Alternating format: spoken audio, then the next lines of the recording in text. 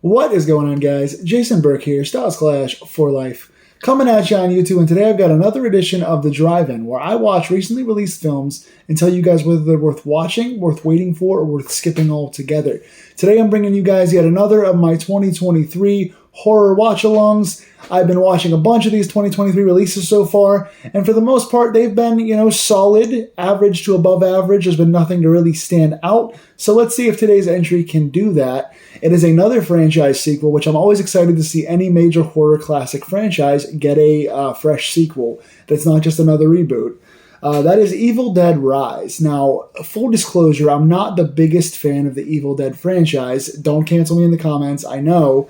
But again, I tend to skew more on the horror side over the comedy side when it comes to horror comedies. Now, I love Sam Raimi. I love that whole team. I think Bruce Campbell's great. I love their personalities. I love their vision. I love what they tried to do with the original Evil Dead film.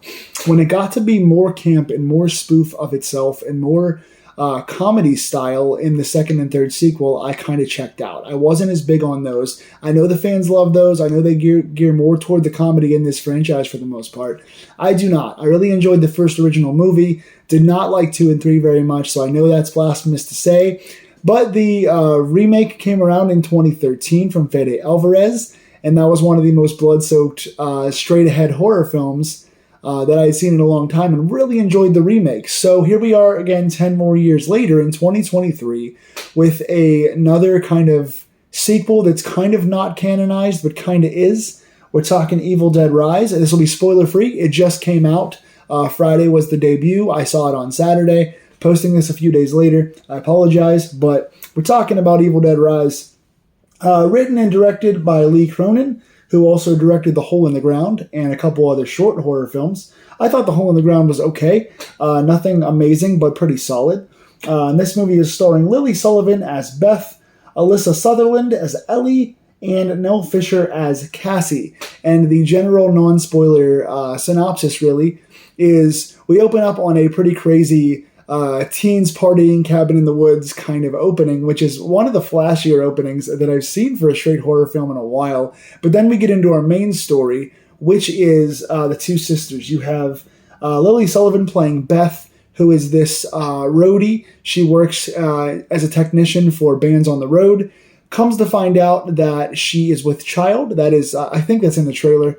It's very early on in the film either way, but she comes to find out that she is with child, and she goes back home to visit her sister, Alyssa Sutherland playing Ellie, who has 3 rambunctious crazy kids that she is kind of supporting on her own. And so you see the kind of counterculture cool aunt who is now with child going back to meet up with her sister who has 3 kids and is going through some pretty intense life changes of her own. So these partially estranged sisters are coming back together with very different values and life experiences, and the Evil Dead universe finds its way into this home, and the torture and tension begin from there. So you've got a pretty fast-paced film.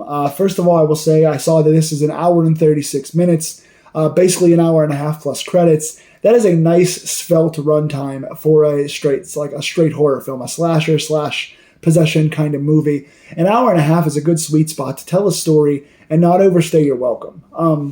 One of the biggest positives for me in this movie is that it's a straight horror film. It's not trying to be something it's not.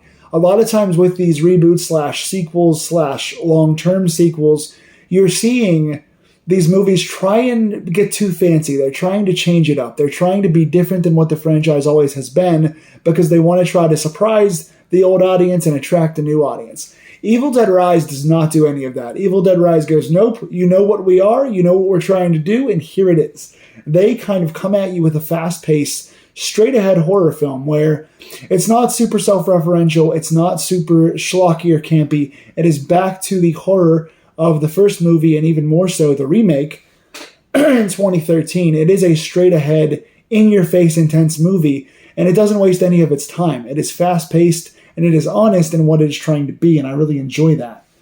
Number 1, or 2 or 3, one of the biggest positives on my list is the gore in this film.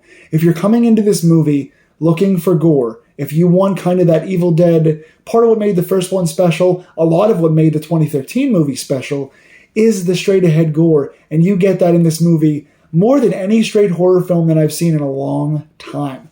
This movie is graphic.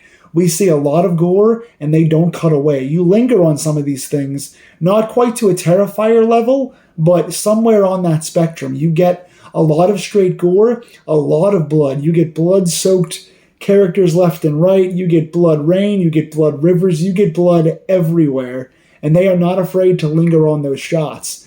I know the Terrifier has kind of brought that into the forefront as far as the independent film scene, but Evil Dead really followed up on what it did in 2013. I know the 2013 version is one of the most bloody films of that time, pretty much of all time to that point. And I think this one may even top it as far as most blood in the series and most blood in the modern era. This thing is really gory, so if you like gore, you're going to like it. If you're a little squeamish, there's going to be certain moments or scenes that are going to make you want to cut away, because there are certain things they use, prop-wise and just blood in general-wise, where they fill certain sets to the brim with blood, and it looks amazing if you're into that sort of thing. Tension is another big one. Tension, they spend a lot of time with the demon character. When a certain character is turned into demons, you've seen who they are on the trailers. There are some really nice moments when the demons are using their facial expressions, using their walks. They're walking on their knees, they're slinking, they're moving around slowly. They're filling you with tension. There are some door-to-door scenes. There are some hallway scenes. They really make you wonder where it's going to go next. And because the character plays it so well, and because the gore is so frantic and the pacing is pretty frantic in this, you know something is going to happen. You're just jumping a lot. You find yourself jumping a lot. I found myself in the theater. I'm a jumper anyway, but I found myself jumping every 15 minutes in this movie because you know you're going to get some gore. And some of the dialogue is also pretty heavy. You get some pretty dark dialogue in this, which really lends itself to a horror film. But I will say this part could have been hit or miss, and I think it really hit. They give you enough character connection, enough meat on the bone to not be bored by this. I think where some straight horror films that are kind of made on possessions or paranormals or jump scares really fall off the cliff is because there's not any stakes for the characters. You don't really spend a lot of time with the characters. So you're jumping, yes, and the sound design is loud and you're scared in moments, but within 5 minutes you forget about that jump scare. And when you leave the theater, it doesn't stay with you. This stays with you because they give you enough time with these characters. The bond between Beth and Ellie, the counterculture aunt who's used to being independent, who now is with child and has a new life situation ahead of her.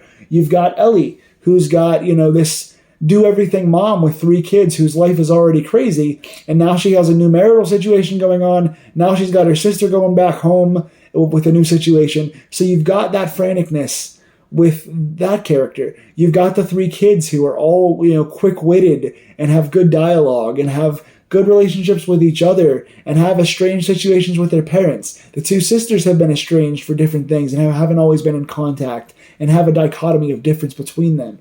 So you have these characters that, even though the movie's only an hour and a half and does a lot of stuff involving tension and long shots and just horror stuff in general, horror tropes in general, we spend enough time with these characters and we invest enough in the relationships that when things start to happen to them, for better or worse, you do get invested. There's enough on the bone for you to care, so that when things go bad shit, you're concerned about it, which is really nice.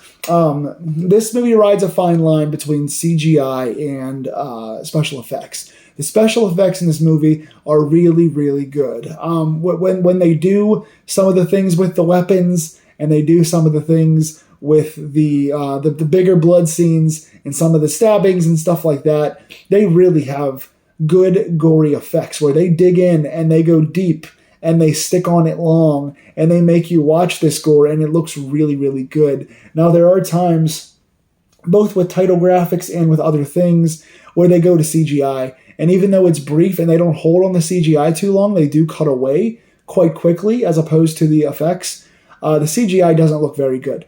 There's 4 or 5 moments in this film where I was like, okay, that shot or that 5 seconds or whatever is CGI. Again, it doesn't hold too long, so I'm not going to hold too harsh against it. And this film is very ambitious when it comes to its horror sequences, so I'm going to give it points for being ambitious. But when you do see the CGI, it does take you out for a second and go, that was a little cheesy. That didn't look very good. So there are moments of that I think are not perfect. Something else that I think is not perfect is the last act of the film. Now, again, it's only an hour and a half, and it doesn't feel very long. But when we do get to the final 20 minutes, something happens with the antagonist that I go, did we actually need that? The antagonist or antagonists are so good in this movie, and there are so many tense moments with good sound design and good dialogue that I think we don't need what happens in the last 20 minutes. There's the scene kind of gets long. There's a lot of long shots where we go down different corridors